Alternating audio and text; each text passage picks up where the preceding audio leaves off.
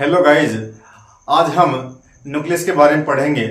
देखेंगे कि न्यूक्लियस जो होता है उसे खोज किसने की, वह क्या कार्य करता है। और आप जानते हैं कि न्यूक्लियस जो होता है ये कोशिका का सबसे इम्पोर्टेंट ऑर्गन है। ये किस प्रकार कार्य करता है, इसे क्या क्या उपनाम होते हैं, इसके बारे में हम स्टडी करेंगे। और इसकी शुरुआत करते हैं हम। यदि हम न्यूक्लियस की बात करें, मैंने बताया आपको न्यूक्लियस जो है ये कोशिका का सबसे महत्वपूर्ण कोशिकांग है और सबसे बड़ा भी केंद्रक होता है। कोशिका अंदर सबसे महत्वपूर्ण है और सबसे बड़ा कोशिकांग है जो कि कोशिका केंद्र पाया जाता है।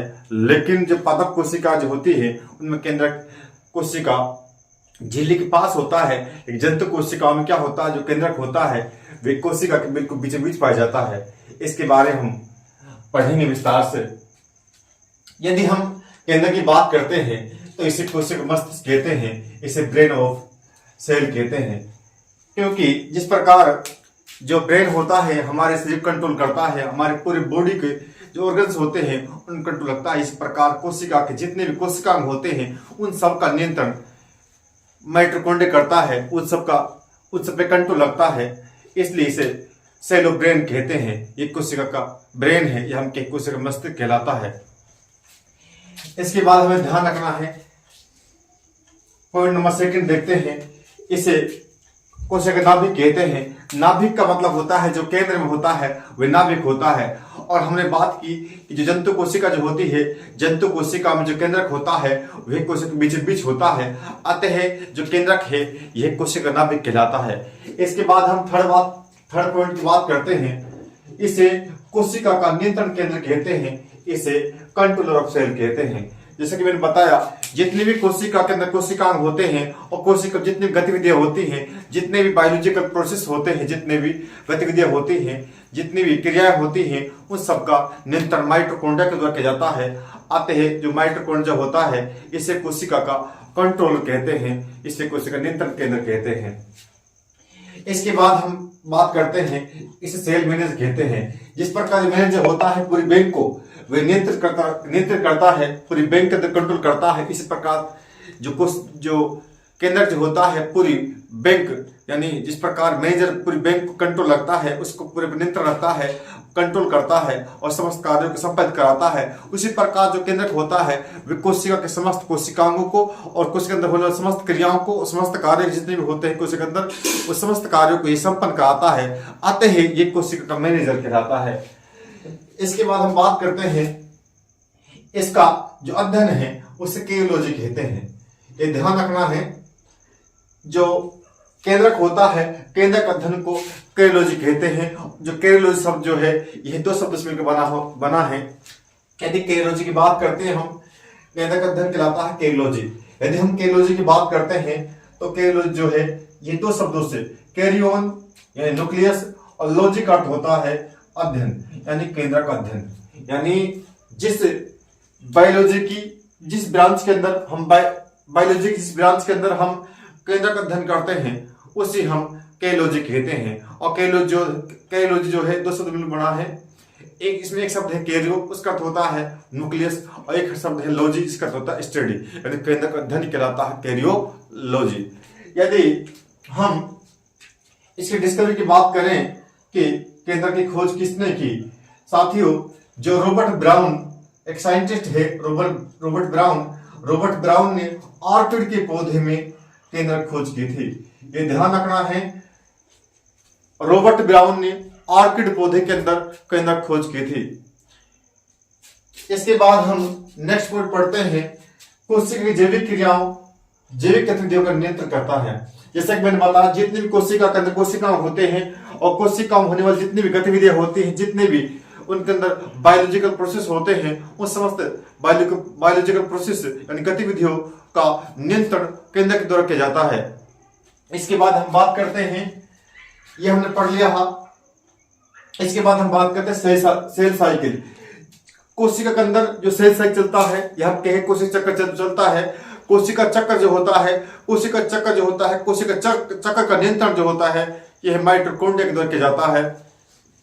जो स्टेज होते हैं सेल साइकिल के, उन समस्त स्टेपों का, उन समस्त पदों का, उस समस्त जो पद होते हैं या जो चरण होते हैं कोशिका के अंदर उस समस्त अणुओं का संपादन कोशिका के केंद्र के द्वारा किया जाता है। यानी हम कह सकते हैं जो सेल साइकिल जो होती है उस पर कंट्रोल होता है, वह कंट्रोल जो होता है वह केंद्र द्वारा किया जाता है। इसके बाद हम नेक्स्ट बिंदु पढ़ते हैं कि जो केंद्र जो होता है वह डबल मेम्ब्रेन होता है।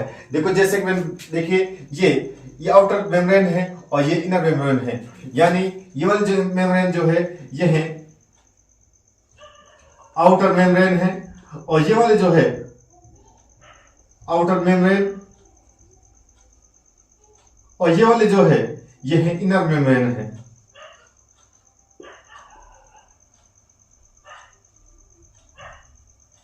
यानी हम ये कह सकते हैं जो केंद्रक होता है इस पे 2 झिल्ली पाई जाती हैं, इस पर डबल मेम्ब्रेन पाया जाता है। यानी ये ध्यान रखना है जो केंद्रक जो है ये डबल झिल्ली से या हम कहें 2 झिल्ली से घिरा हुआ कोशिकांग है। इसके अंदर 2 झिल्ली पाई जाती हैं या हम इसके ऊपर 2 कोशिका झिल्ली पाई जाती हैं, डबल मेम्ब्रेन पाया जाता है। एक आउटर यानी एक बाह्य झिल्ली और एक होती है अंत झिल्ली, यानी एक आउटर और एक मेम्ब्रेन पाया जाता है। साथ ही जैसे मैं बात करता हूं जो कोशिका जो होती है कोशिका के अंदर अनेक कोशिकांग पाए जाते हैं, कुछ कोशिकांग जो होते हैं उन पर झिल्ली नहीं पाई जाती। इससे मैं बात करता हूं तारकाय है, इसके अलावा राइबोसोम है, इन पे झिल्ली नहीं पाई जाती। जबकि जो केंद्रक है माइटोकॉन्ड्रिया है और लॉक है इन पर 2 झिल्ली पाई जाती है। इसके अलावा जितने कोशिकांग बच जाते हैं जैसे लाइसोम है या अन्य जितने शेष बच जाते हैं उन सब पे एकल झिल्ली पाई जाती है। यानी हम केंद्र की बात कर रहे थे और केंद्र में कैसा है 2 झिल्ली कोशिकांग है, इस पर 2 झिल्ली पाई जाती है, ये ध्यान रखना है। इसके बाद हम बात करते हैं केंद्र में छिद्र पाए जाते हैं। देखो साथ ही जैसे मैंने बताया है ये न्यूक्लियर पोर के छिद्र पाए जाते हैं। इन छिद्रों के द्वारा क्या होता है हम जानते हैं जो केंद्र का कोशिका द्रव्य है, केंद्र द्रव्य है और बाहर कोशिका द्रव्य है। यानी जो केंद्रक जो है इसके अंदर जो केंद्र द्रव्य पाया जाता है केंद्र का जीव द्रव्य है और बाहर जो है वह साइटोप्लाज्म है यानी कोशिका द्रव्य है। इन छिद्रों क्या होता है केंद्र द्रव्य और साइटोप्लाज्म के अंदर क्या होता है पदार्थों का आवागमन होता है। यानी हम ये कह सकते हैं केंद्र का जो जीव द्रव्य है वह बाहर आ सकता है और जो कोशिका का साइटोप्लाज्म जो है वह अंदर जा सकता है। यानी हम कह सकते हैं साइटोप्लाज्म और केंद्र प्लाज्म यानी जो न्यूक्लियर प्लाज्म और साइटोप्लाज्म यानी कोशिका के जीव द्रव्य को हम कहते हैं साइटोप्लाज्म और केंद्र के जीव द्रव्य को कहते हैं न्यूक्लियर प्लाज्म। यानी न्यूक्लियर प्लाज्म और साइटोप्लाज्म के अंदर पदार्थों का जो आवागमन होता है एक्सचेंज जो होता है वह न्यूक्लियर पोर के द्वारा होता है या हम कहें जो ये छिद्र हैं जिन्हें हम कहते हैं केंद्र छिद्र कहते हैं, इनके द्वारा पदार्थों का आदान प्रदान होता है, ये ध्यान रखना है। इसके बाद हम बात करते हैं ये बिंदु हमने पढ़ लिया है। इसके बाद बात करते हैं न्यूक्लियर प्लाज्म। जैसा कि मैंने बताया कोशिका का जीव द्रव्य जो होता है उसे हम कहते हैं साइटोप्लाज्म। कोशिका का जीव द्रव्य कहलाता है साइटोप्लाज्म और जबकि देखिए जो केंद्र का जीव द्रव्य कहलाता है न्यूक्लियर प्लाज्म। इसके बाद हम बात करते हैं केंद्र के जीव द्रव्य में हिस्टोन प्रोटीन, फास्फोरस और न्यूक्लिक एसिड यानी हम कह सकते हैं डीएनए और आरएनए। न्यूक्लिक एसिड जो होते हैं ये 2 प्रकार के होते हैं, एक होता है डीएनए और एक होता है आरएनए। ये दोनों ही इसके अंदर पाए जाते हैं, एक होता है डीएनए और एक होता है आरएनए। यानी जो केंद्र का जो जीव द्रव्य है यानी जो न्यूक्लियर प्लाज्म जो है उसके अंदर हिस्टोन प्रोटीन पाई जाती है, फास्फोरस होता है और इसके अंदर न्यूक्लिक एसिड पाया जाता है यानी उसके अंदर डीएनए और आरएनए पाए जाते हैं। एंड डीएनए और आरएनए दोनों मिलकर के न्यूक्लिक एसिड कहलाते हैं, ये दोनों इसके अंदर पाए जाते हैं। इसकी मैं बात करता हूं जैसे कि मैंने बताया आपको इससे पहले जो हमारा केंद्र जो होता है केंद्र के लगभग मध्य में केंद्रिका न्यूक्लियस पाया जाता है। यानी केंद्र का जो मध्य भाग होता है लगभग मध्य में न्यूक्लियस पाया जाता है या हम कहें केंद्रिका पाई जाती है। यानी केंद्र के मध्य में केंद्रिका पाई जाती है या हम कहें न्यूक्लियस पाया जाता है। इसकी हम बात करता हूं जो केंद्रक होता है इसके मध्य में, मैंने बताया केंद्रिका होती है, न्यूक्लियस होता है, और जो न्यूक्लियस होता है उसमें जीनोम उपस्थित होता है। यानी हम कह सकते हैं जो किसी व्यक्ति की अनुवंशिक सूचना जो होती है वह केंद्रक के अंदर उपस्थित केंद्रिका में पाई जाती है। यानी जीनोम जो होता है, यानी जीन संरचना जो होती है, जो हमारे अंदर जो गुण होते हैं उन गुणों का जो जीन होते हैं उनका जो क्रम होता है उसे जीनोम कहते हैं। जीनों का जो क्रम होता है उसे जीनोम कहते हैं। कि सूचना जो होती है जीन के अंदर पाई जाती है। आप जानते हैं जितनी भी अनुवंशिक सूचनाएं होती हैं वह जीन पाई जाती हैं, और जीन की संरचना जो होती है उसे हम कहते हैं जीनोम। हम ये कह सकते हैं जो केंद्रक जो है उसके अंदर केंद्रिका होती है, और केंद्रक में जो होता है वह समस्त जीनोम पाया जाता है। यानी ये ध्यान रखना है, पूछ सकता आपसे जीनोम पाया जाता है, जीनोम केंद्रक में उपस्थित केंद्रिका में पाया जाता है, न्यूक्लियस में उपस्थित न्यूक्लियस में उपस्थित न्यूक्लियस में पाया जाता है। यानी हम कह सकते हैं जीनोम जो होता है ये केंद्रिका में पाया जाता है, न्यूक्लियस में पाया जाता है। इसके बाद बात करता हूं जो केंद्रिका जो है ये क्या कार्य करती है। केंद्रिका के मुख्य दो कार्य हैं। केंद्रिका के मुख्य दो कार्य हैं। एक तो केंद्रिका करती है जो आरएनए होता है, राइबोसोम जो आरएनए होता है, राइबोसोम जो आरएनए होता है उसका निर्माण करता है। यानी आज पूछ सकता है राइबोसोम जो आरएनए होता है उसका निर्माण कहाँ होता है। उसका निर्माण न्यूक्लियस के अंदर होता है, केंद्रिका के अंदर होता है। ये ध्यान रखना है। पहला बिंदु बहुत इंपोर्टेंट है, पूछ सकता आपसे कि आरएनए का निर्माण, राइबोसोम जो आरएनए होता है उसका निर्माण कहाँ होता है। राइबोसोमल आरएनए यानी आरएनए जो होता है इसका निर्माण जो होता है केंद्रिका में होता है। इसके बाद बात करता हूं सेकंड, जो राइबोसोम जो होते हैं इनका निर्माण भी केंद्रिका के अंदर होता है। इससे मैंने पहले पढ़ाया था राइबोसोम के बारे में। राइबोसोम जो होते हैं ये कोशिका के सबसे छोटे कोशिका होते हैं, और ये विदाउट मेम्ब्रेन होते हैं। दो बिंदु, एक तो ये है सबसे छोटे कोशिकांग है। पूछ सकता आपसे कोशिका के सबसे छोटे कोशिकांग कौन से होते हैं। ये क्वेश्चन पूछा जा चुका पहले। जो हमारी कोशिका जो है उसका सबसे छोटा कोशिका होता है राइबोसोम। ये ध्यान रखना है। राइबोसोम निर्माण होता है केंद्रिका के अंदर होता है, राइबोसोम बनता है केंद्रिका के अंदर। इसके बाद ध्यान रखना है राइबोसोम जो होते हैं राइबोसोम जो होते हैं यह मुख्य दो प्रकार के होते हैं। एक होते हैं 27 प्रकार के और एक होता है 80 प्रकार के। इन पे कोई झिल्ली मेम्ब्रेन नहीं पाई जाती है, ये भी ध्यान रखना है। और कार्य क्या है राइबोसोम का, यह प्रोटीन का निर्माण करते हैं। राइबोसोम को हम प्रोटीन की फैक्ट्री कहते हैं। इसके बारे में बिंदु ध्यान रखने हैं। यानी हमारी जो केंद्रिका है, हमारा जो न्यूक्लियस जो है उसके दो कार्य हैं। पहला है आरएनए का निर्माण करना, और दूसरा जो कार्य है ये है राइबोसोम का निर्माण करना। इन दोनों जो कार्य जो हैं ये हमारे केंद्रक में उपस्थित केंद्रिका द्वारा संपन्न कराए जाते हैं। इसके बाद बात करता हूं केंद्रक जाल। जो हमारा केंद्रक जो होता है उसके अंदर अनुवांशिक पदार्थ डीएनए से बना हुआ जाल की समान संरचना पाई जाती है, जिसे हम कहते हैं क्रोमैटिन। साथियों, जैसे चित्र का मैंने दिखाया है, ये जो लाल जो मैंने दिखाया है ये क्या है, क्रोमैटिन तंतु है। ये केंद्रक के अंदर बिखरा होता है और डीएनए से बना होता है, और डीएनए का बना होता है। क्रोमैटिन ही आगे जाकर के ये गुणसूत्र में बदल जाता है या गुणसूत्र का निर्माण करता है। यानी हमें कह सकते हैं हमारे केंद्र के अंदर डीएनए यानी अनुवंशिक पदार्थ, डीएनए का मतलब होता है अनुवंशिक पदार्थ, डीऑक्सीराइबोन्यूक्लिक एसिड। ये क्या होता है, अनुवंशिक सूचनाओं को संग्रहित करता है, अगली पीढ़ी में ले जाता है। यानी जो डीएनए है, जो अनुवंशिक पदार्थ जो है, उस अनुवंशिक पदार्थ से बने हुए धागे की समान संरचना पाई जाती है। इस धागे समान संरचना को हम कहते हैं क्रोमैटिन धागे या क्रोमैटिन तंतु कहते हैं। और जो क्रोमैटिन तंतु जो होते हैं यही आगे चल करके डीएनए यानी गुणसूत्र का निर्माण करते हैं। यानी हम ये कह सकते हैं जो केंद्रक जो है, केंद्रक में डीएनए से बने जो धागे होते हैं जिन्हें हम क्रोमैटिन कह रहे हैं, ये आगे चलकर गुणसूत्र का निर्माण करते हैं। और गुणसूत्र जो होते हैं ये सूचनाओं को एक पीढ़ी दूसरी पीढ़ी में ले जाते हैं।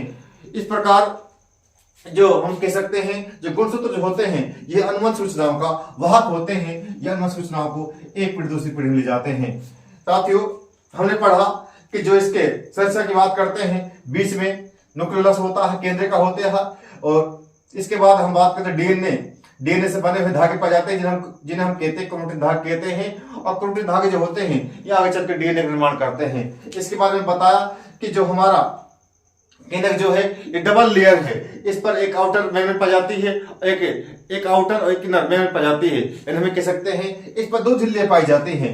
इसके बाद बात करते हैं हम इसके बाद हम बात करते हैं इस पे जो ये छिद्र दिखाई दे रहे हैं, जिन्हें हम कहा है, हमने कहा है केंद्रक पोर, यानी हमें इनको नाम दिया है केंद्रक छिद्र या केंद्रक पोर, न्यूक्लियस पोर कहा है हमने इनको। ये पोर होते हैं, ये हैं जो पदार्थ होते हैं, इनके आवागमन में क्या करते हैं, सहायता करते हैं।